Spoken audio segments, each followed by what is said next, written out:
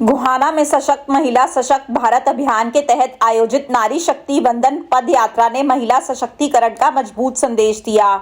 Sector 7 स्थित community centre से सुबह 11 बजे शुरू हुई यह पद यात्रा शहर के प्रमुख मार्गों से होती हुई भीमराव अंबेडकर चौक पर समाप्त हुई। इस दौरान बड़ी संख्या में महिलाओं ने भाग लिया और अपने अधिकारों के प्रति जागरूकता का संदेश दिया। कार्यक्रम में महिलाओं का जोश और उत्साह देखने लायक रहा। समाज के हर वर्ग की महिलाओं ने बढ़ चढ़कर हिस्सा लिया और एकजुटता के साथ सशक्त समाज का संदेश दिया। कार्यक्रम में मुख्य अतिथि के रूप में मंत्री डॉक्टर अरविंद शर्मा पहुंचे, जबकि सोनीपत के विधायक निखिल मदान ने भी कार्यक्रम में शामिल होकर महिलाओं का मनोबल बढ़ाया।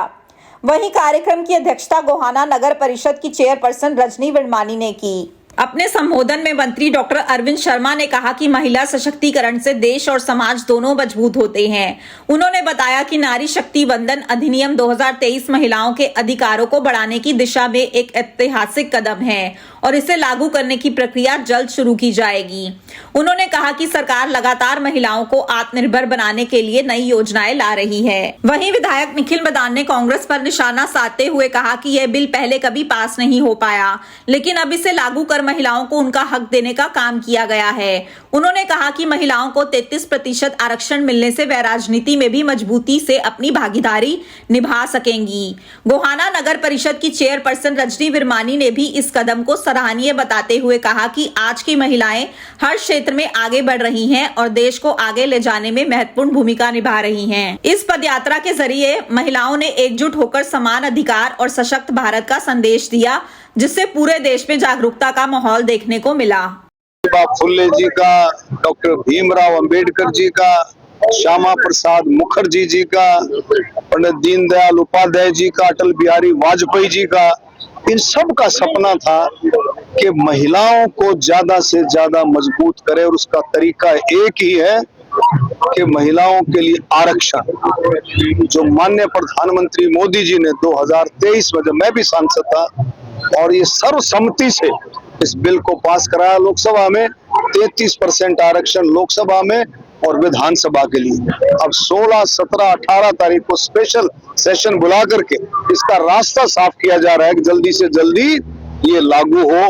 सारी की सारी आपने देखा, महिलाएं, माताएं, बहनें, हमारी बेटियां, सारी की सारी खुद इकट्ठा होकर के, खुद जोश के साथ, आप देखिए, कोई आपको लगता है किसी ने किसी को बुलाया नहीं, खुद ही माननीय प्रधानमंत्री मोदी जी का धन्यवाद करने के लिए, हमारे मुख्यमंत्री जी का धन्यवाद करने के लिए, हमारे अध्यक्ष जी नितिन नवीन जी का, नड्डा साहब का, जेपी नड्डा जी का, अमित शाह जी, सबका धन्यवाद करने के लिए, हमारे हरियाणा के अध्यक्ष मोहन लाल जी का, सबका धन्यवाद करने के लिए हमारी महिला शक्ति बाहर निकल करके आई है, जोश के साथ बाहर निकल करके आई है कि हम धन्यवाद करते हैं। और इसमें कोई शक नहीं कि जो घर मजबूत होगा वो जब महिला मजबूत होगी तो घर भी मजबूत होगा और देश भी मजबूत होगा।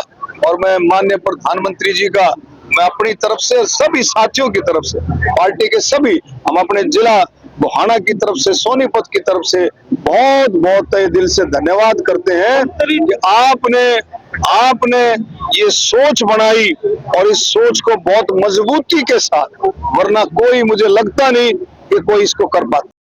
नितिन नवीन जी को, अमित शाह जी को और शिवराज सिंह चौहान जी को हम धन्यवाद करते हैं कि उन्होंने इस बात के लिए सम्राट चौधरी को चुना, और मैं हम बहुत बहुत बधाई देते हैं के लोकप्रिय प्रधानमंत्री जो सबकी सोचते हैं, मैं उनका धन्यवाद करता हूं, जिन्होंने इतना पुराना बिल जो कांग्रेस ने कभी पास नहीं होने दिया, कांग्रेस ने कभी चर्चा नहीं करी तो हमेशा नेगेटिव चर्चा करी, वो पहली बार इतिहास में आज वो बिल पास हुआ है। मैं धन्यवाद करता हूं माननीय नरेंद्र मोदी जी का, हमारी देश की आधी शक्ति को उनका हक देने के लिए जो आज ये बिल आया है, 33% लोकसभा में, 33% विधानसभा में, मातृशक्ति को, हमारी माताएं बहनों को जो आज ये आरक्षण एक तरीके से मिला है, जो एक बिल पास हुआ है कि उनको 33% रिजर्व सीट्स अलग से महिलाओं के लिए रखी जाएंगी, तो मैं समझता हूँ हमारे देश की मजबूती के लिए, जो विकसित भारत का सपना है 2047 का, उसके अंदर एक बहुत बड़ी कड़ी जुड़ेगी क्योंकि जब हमारी महिलाएं घर चला सकती हैं, आईएएस ऑफिसर बन सकती हैं, नासा में जा सकती हैं, तो पार्लियामेंट में और विधानसभा में और जोर से आवाज उठा सकती है। मैं तो इस बात को बहुत मजबूती से समझता हूँ और मैं धन्यवाद करता हूँ हमारे प्रधानमंत्री। क्या कानून बनने के बाद वेस्ट बंगाल में महिलाओं का आशीर्वाद बीजेपी को ज्यादा मिलने वाला है, क्या लगता है? पूर्ण तरीके से असम में भी, बंगाल में भी और पूरे 5 राज्यों में जहाँ चुनाव है वहाँ भारतीय जनता पार्टी की सरकार आ रही है और मैं आपको इस चीज से आश्वस्त करता हूँ कि बंगाल में भी इस बार पक्का भारतीय जनता पार्टी का झंडा लहराएगा। नारी शक्ति के लिए बहुत बड़ा अभिमान है, क्योंकि नारी शक्ति को बहुत सुनहरा मौका दिया है देश के यशस्वी प्रधानमंत्री माननीय श्री नरेंद्र मोदी जी ने। नारी शक्ति वंदन अधिनियम बनाकर महिलाओं को 33% आरक्षण की जो बात की है, लोकसभा विधानसभा का सम्मान बनेगी महिलाएं, कि महिलाएं सिर्फ चूल्हे चढ़ने तक नहीं है, आज की महिला अबला नहीं सबला है, तो महिलाओं का सम्मान उन्हें देश को आगे ले जाने का काम है। क्या आप स्टॉक मार्केट में एक सफल और प्रोफेशनल ट्रेडर बनना चाहते हैं? तो जुड़िए ट्रेडिंग गुरुकुल से, जहां आपको मिलता है 19 साल से भी ज्यादा का भरोसेमंद अनुभव। 6000 से भी ज्यादा स्टूडेंट्स को हमने सिखाया है लाइव मार्केट में ट्रेड करना। यहाँ सीखें स्टॉक, फॉरेक्स और क्रिप्टो ट्रेडिंग बिल्कुल बेसिक से। अपनी स्किल्स को अपग्रेड करने के लिए हमारी ट्रेडिंग गुरुकुल ऐप इंस्टॉल करें। आज ही कॉल करें और अपने ट्रेडिंग करियर की शुरुआत करें।